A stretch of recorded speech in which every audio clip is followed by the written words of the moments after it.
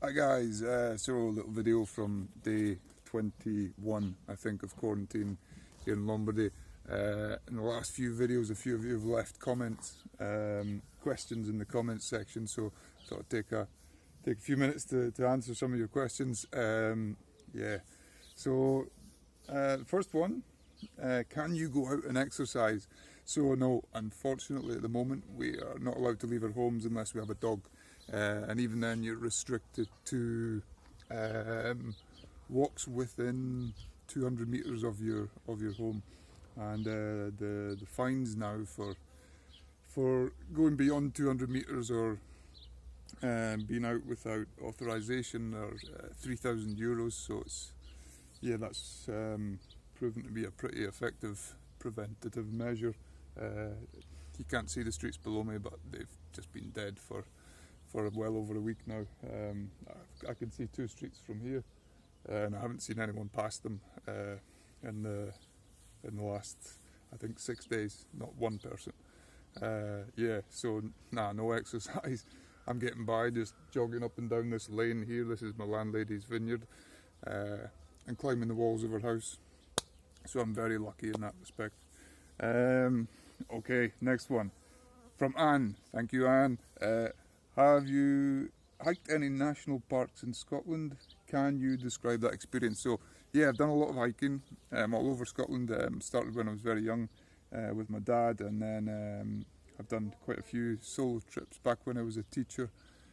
Used to have the long summer holidays, so I'd go exploring, mainly up on the west coast where it's very wild.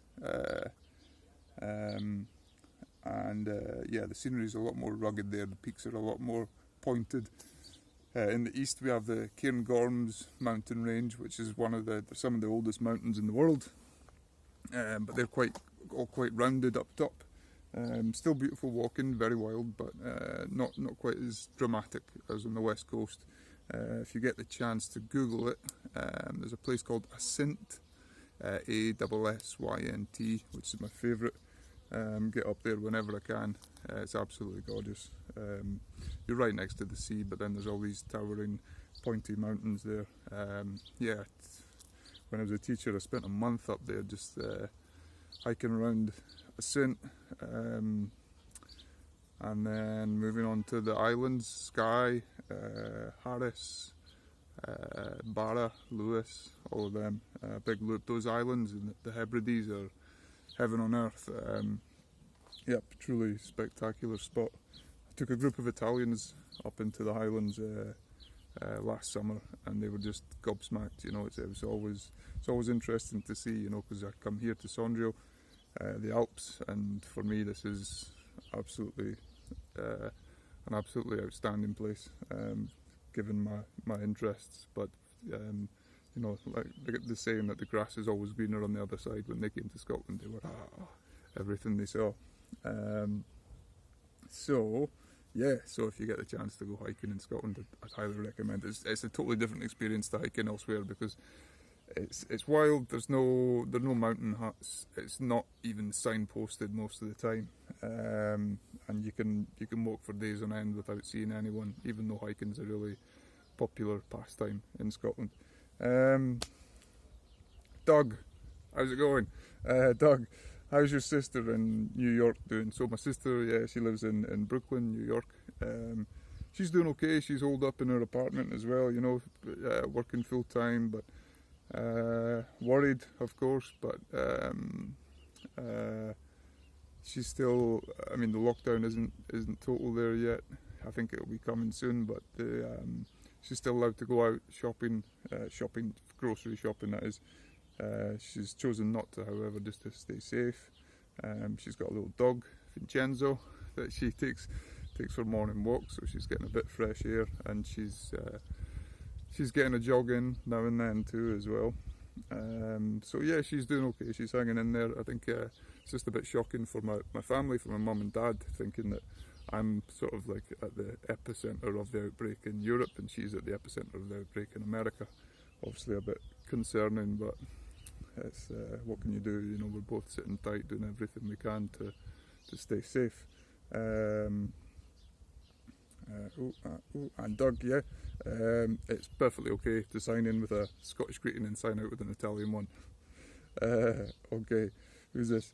Sunny B, tips for a beginner climber. Okay, if you're just starting out in climbing, I'd recommend just a bit banal maybe this answer, but taking a few classes, finding friends that are keen climbers and know what they're doing. I think that's the most important thing. Finding someone who knows what they're doing to show you the ropes, literally. I think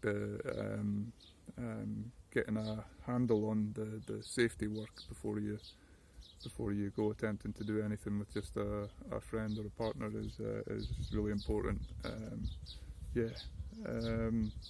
But yeah, there's tons of ways to get into it, and they tend to be a very friendly crowd and very open to helping newcomers get into it. I was lucky that my dad taught me climbing when I was young, but everywhere I've been, I've met tons of people who are always keen to show newbies what to do and stuff, and share their knowledge, which is always very nice. It's not always the case in other sports, I don't think. Yeah. Okay, next one. Irish Harper, favourite place to hike? Ooh, it's a tricky one. Favourite place to hike? So many. I love Utah. I spent a lot of time in the southwest, in Arizona, New Mexico, and Utah. And all those states are just fantastic, but yeah, particularly like Utah. Here in Europe, like the northwest of Scotland's outstanding. Slovenia is still a little bit underdeveloped, which is actually a positive thing compared to other alpine regions. Some glorious mountains there, and the tourist traffic's nothing like what it is in the popular regions around Mont Blanc in France or Monte Bianco in Italy. So yeah, Slovenia is a good one. Here as well, everywhere here is, I've pretty much hiked every square inch of of land here. But yes, I've nothing against repeating the hikes here because it's such a beautiful area, and again very underdeveloped compared to elsewhere. Even in the height of summer, I can walk in the Arobia Mountains there. It's Orobie. You can walk for 12 hours and see no one. The Retic Alps behind us on this side. There's some 4,000 metre peaks there, and they're outstanding as well. Just very dramatic, big glaciers, big pointy peaks, and the range continues for miles and miles and miles, and it's got so many classic climbs in it. Pizzo Badile, Biancograd on Pizzo Bernina, Pispalou, what's the other one? Grand Zebrou. There's just tons of them. It just goes on and on and on. Dolomites too, but Dolomites there's a lot of crowds. Dolomites are just utterly unique, but so be prepared for big crowds if you're headed that way. Okay, favourite mountains. Woo, tough one. So that's a tricky one. That is a tricky one. There's far too many. There's one here at the back called Pizzo Redorta. It's just over 3,000 metres, so like 10,000 feet. But if you set off early in the morning from your house, you could pretty much do it in a full day. It's about 7,000 feet of ascent, so it's a big one. A little glacier crossing and stuff. And you can even do an ice climb near the summit, 100-metre ice climb or something. And it's wild. There's never anyone back there. I've done it 4 times now, and I've never once seen another person there. So yeah, that's great fun. Yeah, in Scotland it's tricky. I like Benaglow. It's one in above Pitlochry. There's nothing particularly notable about it. It's not particularly high or interesting, but it's just a beautifully shaped mountain, and it's got a lot of character, I think. Yeah. Aye. Okay, next one. Rhonda, am I living in Italy or am I stuck here? So actually I live here. I've lived here for in Sondrio for about 6 years. Before that I was in Trieste for about 2 years, and I was also in Palermo for like about 5 months down in Sicily. Yeah, so Sondrio, this is pretty much home. Yeah, and how's my friend doing? So my friend who got coronavirus a while back, she was first started showing symptoms about 10 days ago. It looks like she's on the mend. We don't have any tests here, no swabs, but they took her white blood cell count. It was low, which is apparently a determinant of the virus. So yeah, so she had the virus, but she seems to be doing okay just at the moment. She doesn't have she has the cough, she has the fever, she doesn't have the difficulty breathing to the same extent as people who are in critical conditions. So she's seems to be getting a little bit better. Fingers crossed. Okay, Pete. Okay, hey Pete. Plexiglass shields, are we using them in the supermarkets? Not yet. Although yesterday I did phone the bank because a bill arrived, and I'm going to have to saunter down to the bank at some time the next few days to pay this bill, because it's one that you can't pay online.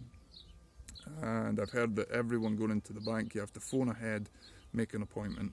They take your temperature before they let you in the bank, and then they guide you into an isolated booth with a teller who has a plexiglass shield in front of them. So yeah, just to avoid any contagion there. So it's it's nice to know, it's comforting actually. But in the supermarkets, as far as I know, I don't know. I haven't left the house, and last time I went to the supermarket was 10 days ago. Last time I left this garden was 10 days ago, 9-10 days ago. Yeah. So okay. Right, last one. Tell us a bit about myself. So, a bit about myself. Well, you've pretty much seen it all. I work as a freelance writer. I came over to Italy about 6-7 years ago. 6 years ago to Sondrio. Before that, I had bopped about a little bit. I was in America, I was in Nepal, I was in India, I was in Portugal for 5 years. I studied there. I did undergraduate in the UK. I studied American studies, of all things. Yep. I was fascinated by American literature in particular. And then I went to Portugal and did postgrad there. I was there for 5 years and then started wandering. And since then I've been a bit of a bum really.